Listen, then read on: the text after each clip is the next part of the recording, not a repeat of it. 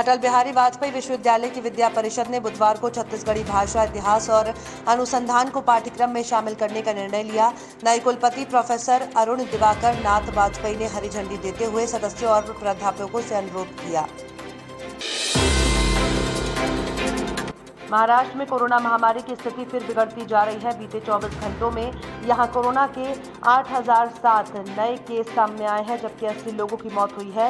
2,772 मरीज ठीक भी हुए हैं।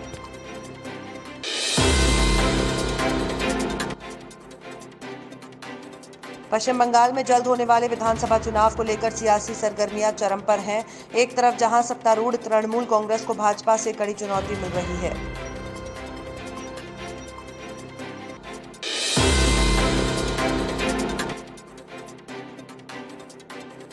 कृषि के नए क्षेत्र में नए अनुसंधान करने में जुटा जवाहरलाल नेहरू कृषि विश्वविद्यालय ने आत्मनिर्भर की ओर अपना कदम बढ़ा दिया है। विश्वविद्यालय प्रशासन अभी तक सीड खाद अनुसंधान और प्रसार में आत्मनिर्भर था।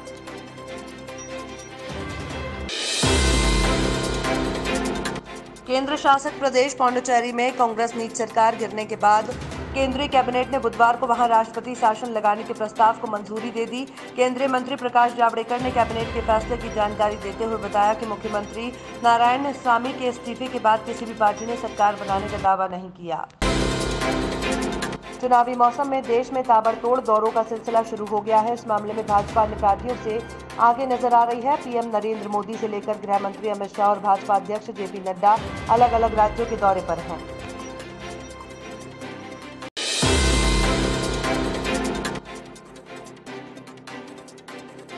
ऑल इंडिया मजलिस इत्तेहादुल मुस्लिमीन के प्रमुख असदुद्दीन ओवैसी की पश्चिम बंगाल के कोलकाता में आज होने वाली रैली को पुलिस ने अनुमति नहीं मिलने की वजह से रद्द कर दिया गया है।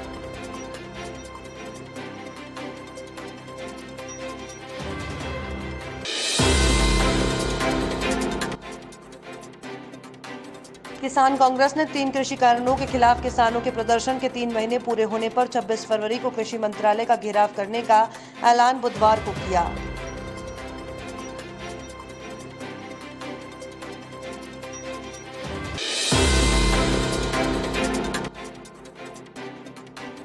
राजस्थान की राजनीति में पिछले कुछ वक्त से लगातार हलचल जारी है। पहले कांग्रेस पार्टी में घमासान देखने को मिला और उसके बाद भारतीय जनता पार्टी में भी अलग अलग गुट बनते दिखे रहे हैं।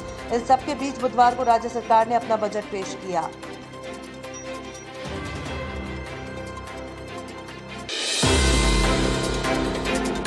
हैदराबाद में कुछ ऑटो चालकों द्वारा अपहरण और दुष्कर्म किए जाने की कहानी गढ़ने वाली 19 साल की फार्मेसी छात्रा ने आत्महत्या कर ली है। ये कदम उसने झूठी कहानी बनाने के लगभग 2 हफ्ते बाद उठाया है। तेलंगाना के पुलिस अधिकारियों ने बुधवार को इसकी जानकारी दी। दिल्ली के सरकारी और सरकारी सहायता प्राप्त स्कूलों में पढ़ने वाले 3वीं से 8वीं कक्षा तक के बच्चे की परीक्षा नहीं होगी। उन्हें नो डिटेंशन पॉलिसी के तहत अगली कक्षाओं में प्रमोट किया जाएगा।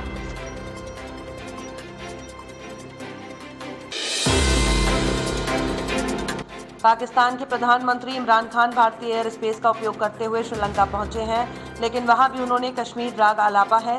इमरान ने कोलंबो में आयोजित एक कार्यक्रम में कहा, भारत के साथ एकमात्र कश्मीर को लेकर ही विवाद है।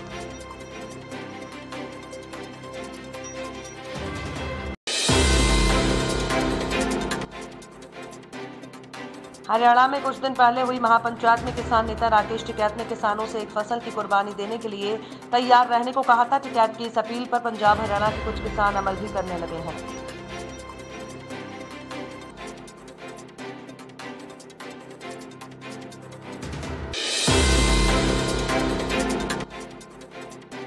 कोरोना वायरस के कारण देश में सब कुछ थम सा गया था, यहां तक कि भारतीय रेलवे के पहिए तक थम गए। हालांकि अब धीरे धीरे सुधार हो रहा है। जनता की सुविधा के लिए सरकार बड़े बड़े फैसले ले रही है।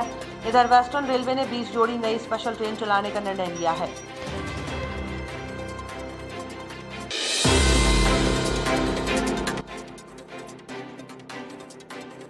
विधानसभा में अनुपूरक बजट पर चर्चा के दौरान अजय चंद्राकर की आपत्तिजनक टिप्पणी पर विधायक बृहस्पति सिंह भिड़ गए। चंद्राकर की टिप्पणी के बाद सत्ता पक्ष के विधायकों ने जोरदार हमला बोला। मध्य प्रदेश हाईकोर्ट ने प्रधानमंत्री सुरक्षा बीमा योजना को लेकर दायर याचिका पर जवाब तलब कर लिया है। इसके लिए United India insurance company, bank of Maharashtra और प्रधानमंत्री सुरक्षा बीमा योजना के रीजनल डायरेक्टर को नोटिस जारी किए गए हैं।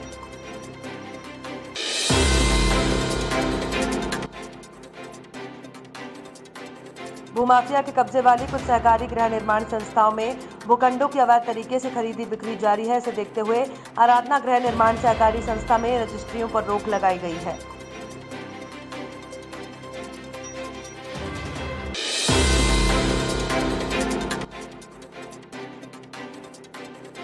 विधानसभा में भाजपा विधायकों ने स्थगन के माध्यम से महिला अत्याचार का मुद्दा उठाकर चर्चा कराने की मांग की।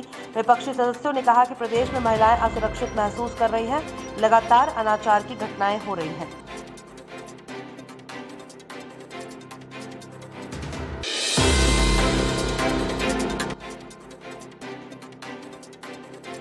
विधानसभा में अनुपूरक बजट पर बुधवार को हुई चर्चा का जवाब देते हुए मुख्यमंत्री भूपेश बघेल ने कहा कि राज्य सरकार की योजनाओं और नीतियों के कारण छत्तीसगढ़ में किसानों का खेती किसानी के प्रति आकर्षण बढ़ा है।